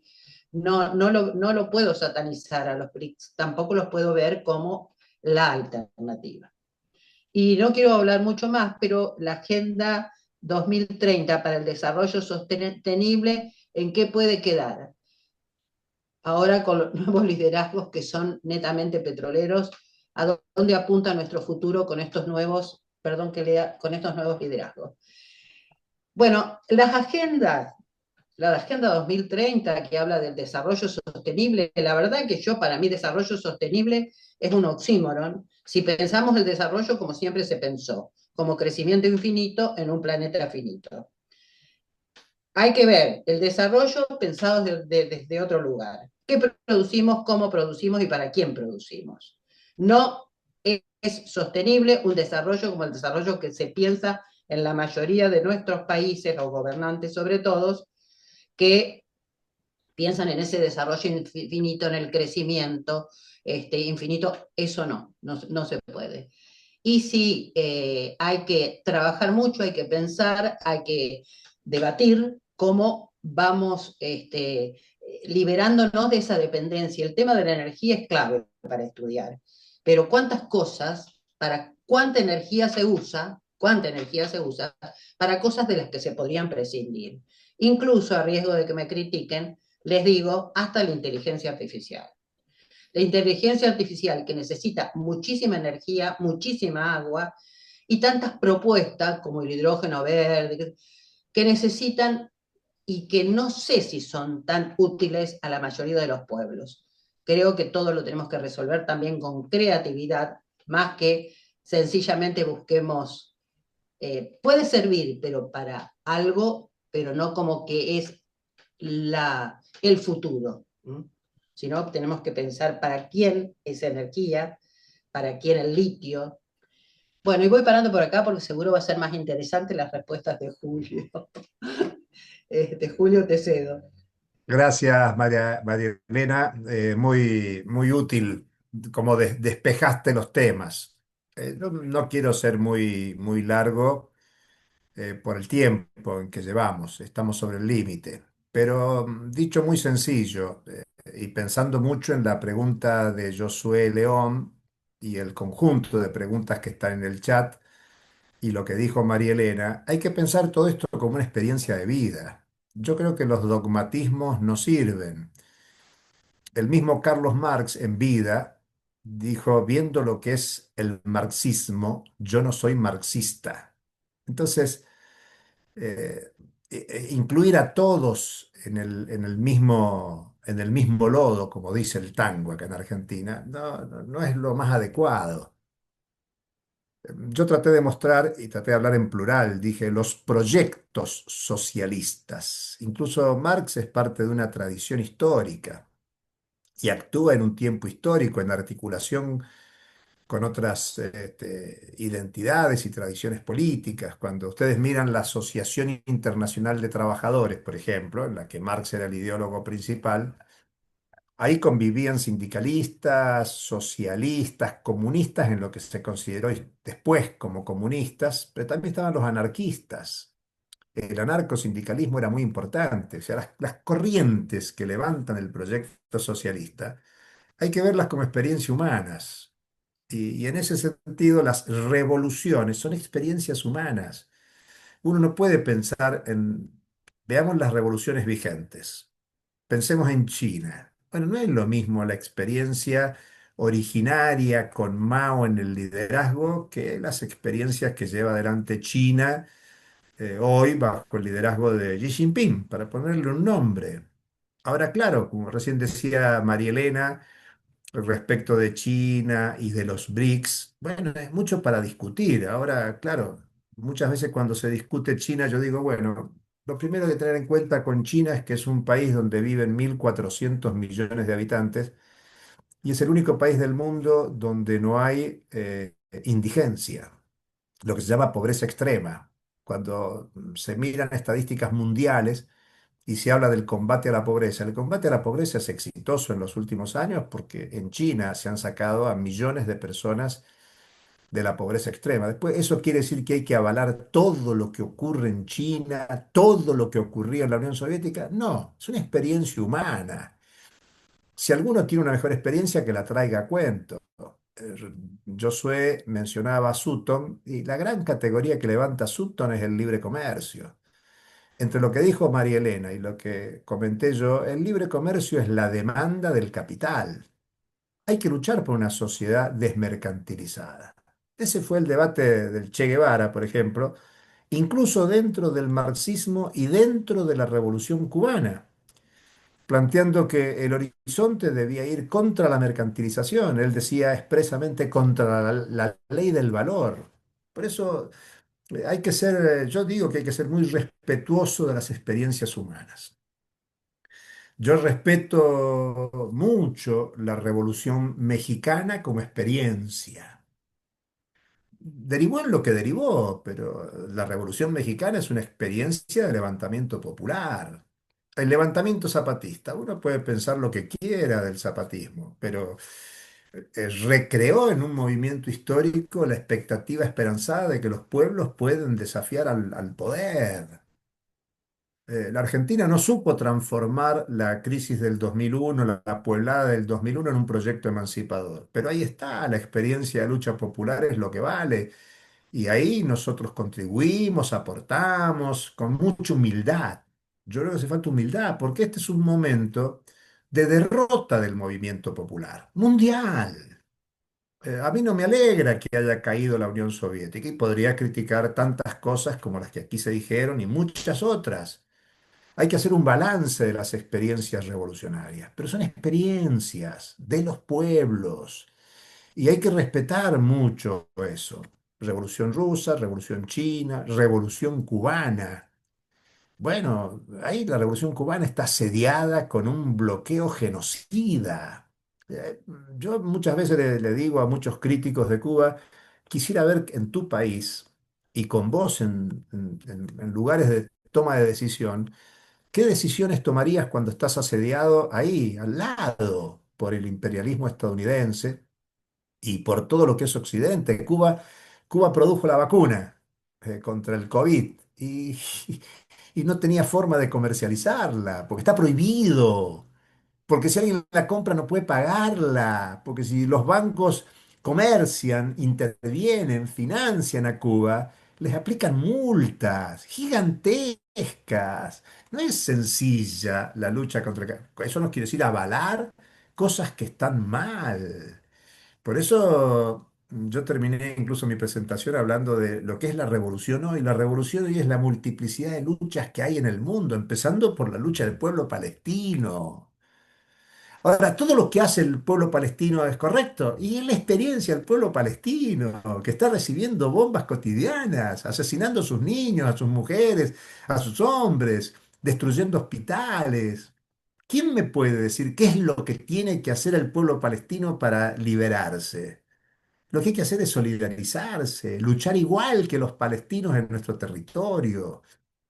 No hay que ser dogmático, no hay que seguir a un autor porque ese autor dijo tal o cual cosa. Lo que hay que hacer es generar condiciones de organización y de lucha popular en un momento de derrota. Y digo momento de derrota porque yo traté de mostrar que la concepción liberalizadora fue la respuesta a la acumulación gigantesca de poder popular en todo el mundo allá por los años 70. Miren, lo voy a decir en términos futbolísticos. A fines de los 60, comienzo de los 70, veníamos ganando. Con todas las críticas que podamos hacer a la Unión Soviética, a China, a Cuba, a Vietnam. Pero claro, Vietnam derrotó al ejército más poderoso del mundo entre el 73 y el 75, con la solidaridad de esos países que con errores se llamaban socialistas o luchaban por el proyecto socialista, y la solidaridad de los pueblos de todo el mundo. Claro, si alguien quiere poner por delante que era más importante criticar a la Unión Soviética con todos sus errores que la solidaridad con Vietnam, bueno, cada uno toma opciones que quiera. Les cuento un detalle. Nosotros estamos empujando en la Argentina hoy una solicitada, una declaración crítica a la privatización de la empresa nuclear estatal argentina. Nosotros nos oponemos a la privatización de la energía nuclear y al mismo tiempo decimos que hay que abrir un debate sobre las cuestiones ambientales porque lo nuclear está fuertemente cuestionado, sospechado. Bueno, hay algunos muy pocos compañeros, compañeras con los que compartimos y nos queremos que dicen no, no firmo, porque no estoy de acuerdo con la privatización, pero tampoco con que haya energía nuclear. Bueno, entonces, ¿qué hacemos? Si no firmo, que pase lo que pase. Es decir, que yo no estoy de acuerdo y entonces prefiero que no decir nada, no pronunciarme. no poner mi disposición militante para evitar que hoy se privatice y en todo caso habilitar un debate de la energía nuclear para qué. ¿Qué es lo mismo que energía nuclear que energía para qué? ¿Petróleo para qué? Ahí, por ejemplo, Josué daba el ejemplo de Venezuela y la venta de petróleo a Venezuela. Incluso hoy, eh, Trump ha favorecido la venta de petróleo de Venezuela. ¿Qué habría que decir a los venezolanos? No, no, no vendan el petróleo a Estados Unidos, no, no, no vendan. Tienen hambre y bueno, viejo, resuelvan por su cuenta, qué sé yo, no sé, coman tierra, pero no, no, no vendan petróleo. México tiene que dejar de producir, María Elena sugería la categoría transición, es muy buena la categoría transición. Ahora, la transición, ¿quién la va a hacer? ¿Un presidente? ¿Una presidenta? No, son los pueblos. Nosotros hemos sido derrotados en los 60, 70 y tenemos que reconstruir el paradigma. Miren, yo acá atrás ven libros, tengo un montón de libros. Podría decirles cuál es el libro que hoy me inspira, que me inspiró la semana pasada, el mes pasado. ¿Saben qué es lo que más me inspira? Yo todos los miércoles protagonizo, todos los miércoles que puedo, con los jubilados y las jubiladas de Argentina que confrontan contra la ultraderecha en el gobierno de la Argentina. Y ahí hay un debate teórico, político interesantísimo, pero de esas luchas va a salir la emancipación. Y los intelectuales, la tarea que tenemos es sistematizar teóricamente las luchas actuales que nos anticipen las condiciones de vida para el futuro. No hay que andar con un librito debajo del brazo y con el dedito marcando lo que no hicieron los otros cuando nosotros mismos no hemos hecho en nuestros países lo que tenemos que hacer. La aprovecho a Gleise.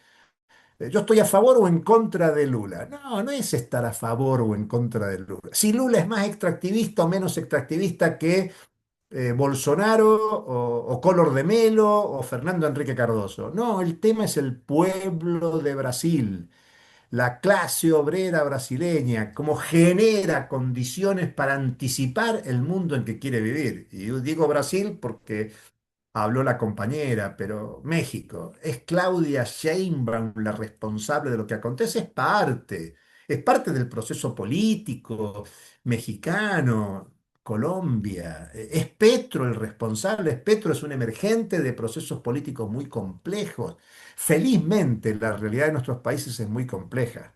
Y mi mensaje es en base a todo lo que está preguntado, todo lo que venimos diciendo, hay que ser muy creativos, hay que abrir más las orejas, hay que abrir más los ojos, hay que abrazarse entre nosotros, tener más confianza, potenciar la subjetividad, potenciar el raciocinio. Yo lo decía discutiendo, pero no era discusión con Vero, cuando Vero decía la irracionalidad. No, esa es una racionalidad, por lo tanto nosotros generemos una otra racionalidad de la amistad, de la cooperación, de la solidaridad, bueno, a lo mejor no tengo toda la razón, quiero escuchar otras versiones y articular, trabajar en conjunto.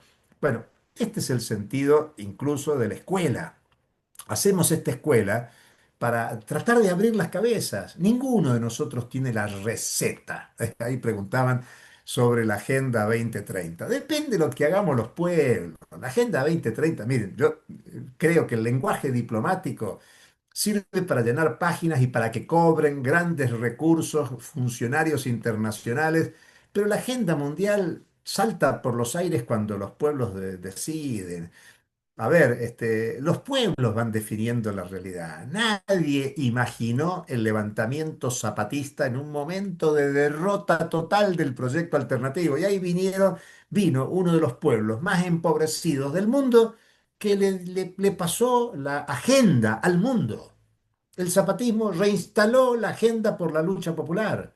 El pueblo argentino era el principal aliado del Fondo Monetario Internacional y tiró por los aires en el 2001 cualquier cosa que se pensara. Hoy tenemos un ultraderechista en el gobierno de la Argentina y nosotros estamos trabajando para modificar la agenda de debate, la organización política popular para desarrollar un proyecto de emancipación. No hay que delegarle a una persona mujer u hombre para que resuelva por nosotros. Es un tema de creación humana. Miren, soy tan antiguo que me baso en Mariátegui. El socialismo será ni calco ni copia, creación heroica de los pueblos. Eso es lo que hay que hacer. Hay que seguir trabajando, inspirándose en la lucha popular. Y bueno, me encantó participar en esta escuela y con la animada participación de los que preguntaron, de los que escribieron en el chat. Así que excelente. Y leo acá, dice, mañana en Brasil estaremos en las calles. Excelente, muy bueno. Muchas gracias. Bueno, pues por el tiempo, la verdad es que me siento súper contenta con este módulo, muy agradecida por la participación de todos ustedes. Como al inicio lo dijo María Elena, que quería que desaprendiéramos y aprendiéramos, pues el objetivo se cumplió, querida María Elena. Nos quedamos con que la abolición de esa deuda ilegal es posible, con la movilización social y una sociedad bien informada. Es una tarea es una tarea colectiva que, como bien dijo Julio y María Elena, requiere de organización, de conocimiento, de persistencia, de participación y una suma de muchos corazones y voluntades. Porque la deuda es un problema económico, es una injusticia que podemos disputar cuando tenemos poder colectivo. Por eso es importante tu preparación, tu participación en este proceso. Estamos construyendo, Daniel, que ahí preguntabas en el chat, ¿cómo le podemos hacer? ¿Cuál es la alternativa? Pues precisamente en el módulo 5 veremos las alternativas del endeudamiento. Es una escuela de formación que hemos creado con mucho cariño para poder crear ese poder popular, ese despertar de conciencias y ese ánimo del que tanto habló Julio. Bueno, pues también el derecho internacional y nacional son una herramienta política transformadora cuando se construye desde los pueblos. Este tema lo veremos más adelante y en nuestro siguiente módulo, que es el sábado 4 de octubre, estará nuestro vocero internacional del CADTM, Eric Toussaint, explicando el sistema deuda y las instituciones financieras. El 4 de octubre no se les olvide, a la misma hora. Y como dijo el Premio Nobel de Economía, Joseph Stiglitz, a menudo la suspensión del pago es el inicio de la recuperación económica. Bueno, María Elena quería proyectar un video, pero vamos a proyectarlo. Pero antes, no sé si podamos abrir nuestras cámaras. Y les agradezco de corazón, la verdad, su participación, su tiempo en esta escuela de formación, donde nuestro objetivo y nuestro pensar es que un mundo mejor sí es posible. Abrimos nuestras cámaras, nuestro micrófono, saludamos y finalizando esta foto podemos poner el video de María Elena. Si le dan apertura a los compañeros para abrir su micrófono y cámaras, equipo de logística, por favor.